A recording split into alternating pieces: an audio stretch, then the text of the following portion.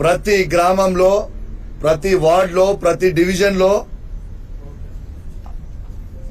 మా ఎమ్మెల్యేలని, ఎమ్మెల్సీలని, మాజీ ఎమ్మెల్యేలని, మాజీ ఎంపీలని, సర్పంచ్లని, ఎంపీటీసీలని, కార్పొరేటర్లని, మున్సిపల్ చైర్మన్లని, బీఆర్ఎస్ పార్టీ కార్యకర్తలని, ఉప సర్పంచ్లని, వార్డు మెంబర్లని, కేసీఆర్ గారి ప్రతి అభిమానిని, కేటీఆర్ గారి, హరీష్ రావు గారి ప్రతి అభిమానిని ఇవాళ పోలీసు వాళ్ళు అరెస్ట్ చేసి ఎక్కడికక్కడ హౌస్ అరెస్టులు, పోలీస్ స్టేషన్లో నిర్బంధించి ఆఖరికి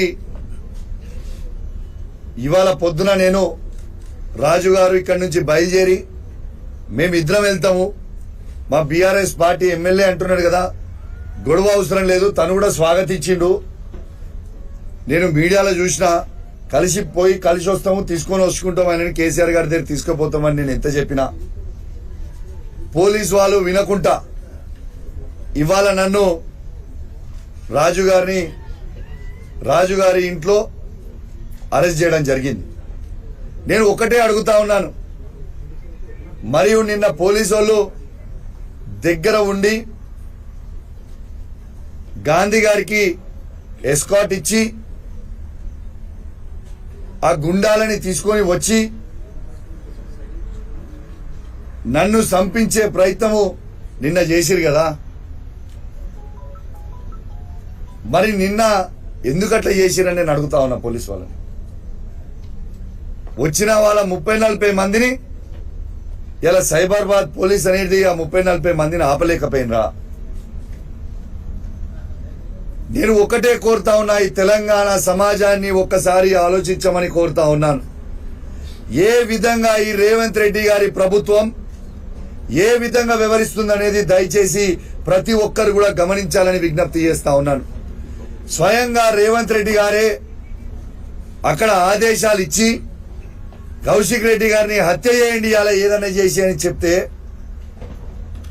ఇలా ఒక ఎమ్మెల్యేకే ఈ తెలంగాణ రాష్ట్రంలో రక్షణ లేనప్పుడు సామాన్య ప్రజల పరిస్థితి ఏంది అని చెప్పి నేను అడుగుతా ఉన్నాను.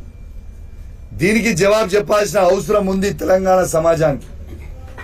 నేను ఒకటే అడుగుతున్నా, దీనికి సమాధానం చెప్పండి రేవంత్ రెడ్డి గారు. మీరే ముఖ్యమంత్రి, మీరే హోమ్ మినిస్టరు, మరి మీ ప్రభుత్వంలో మీరు మొన్న కోట్లాది రూపాయలు ఇచ్చి జాయిన్ చేసుకున్న గాంధీతో పాటు గుండాలని 30-40 మంది గుండాలని సైబరాబాద్ పోలీస్ ఆపలేకపోయిందా? మీరు ఈ సమాజానికి ఏమి చెప్పదలుచుకున్నారని చెప్పి నేను అడుగుతా ఉన్నాను. ఒకటే నేను షేర్లింగంపల్లి ప్రజల్ని కూడా కోరుతా ఉన్నాను, శాసనసభ్యుడైన గాంధీ ఏం మాట్లాడిండు, ఆయన భాష ఏంది, ఆయన మాట్లాడిన భాష ఒకసారి దయచేసి సమాజం గమనించాలని విజ్ఞప్తి చేస్తా ఉన్నాను. ఒక శాసనసభ్యుడు మాట్లాడాల్సిన భాషనే నాది. ఏం భాష అండి? నేను చేసిన తప్పేంటిదండి? నేను చేసిన తప్పేంది? ఒక్కసారి మీ అందరు కూడా, తెలంగాణ ప్రజలందరూ కూడా ఆలోచన చేయాలని విజ్ఞప్తి చేస్తాను.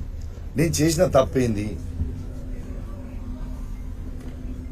గాంధీ గారే స్వయంగా నేను కాంగ్రెస్ పార్టీలో లేను, నేను బీఆర్ఎస్ పార్టీ ఎమ్మెల్యేను అని తనే మీడియాకి చెప్తా ఉన్నాను. మరి నేను మా ఎమ్మెల్యే గారి ఇంటికి వెళ్ళి తనని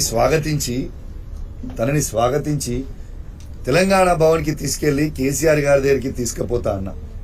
దాంట్లో ఏమైనా తప్పున్నదా అని నేను అడుగుతా ఉన్నా. నన్ను ఇంత దారుణంగా తిట్టడము సమాజం యాక్సెప్ట్ చేస్తుందా? ఒక్కసారి ఆలోచన చేయండి. ఒక బాధ్యత కలిగిన ఎమ్మెల్యే గారు ఈ విధంగా మాట్లాడగలుగుతారా? ఒక్కసారి ఆలోచన చేయండి. అదే మన భాషనేనా? ఒక్కసారి ఆలోచన చేయండి.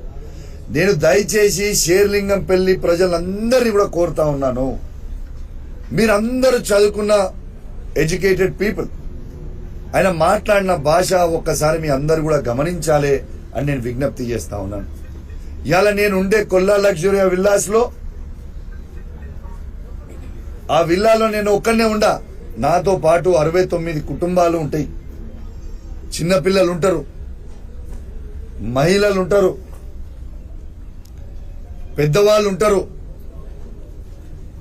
ఇవాళ అదే కమ్యూనిటీలో మంత్రి నారాయణ గారు ఉంటారు, అదే కమ్యూనిటీలో ఇంకో శాసనసభ్యుడు శివప్రసాద్ రెడ్డి గారు ఉంటారు, మాజీ శాసనసభ్యుడు గణేష్ గుప్తా గారు ఉంటారు, ఇంకా పెద్ద పెద్ద వ్యాపారస్తులు చాలా మంది ఆ కమ్యూనిటీలో ఉంటారు.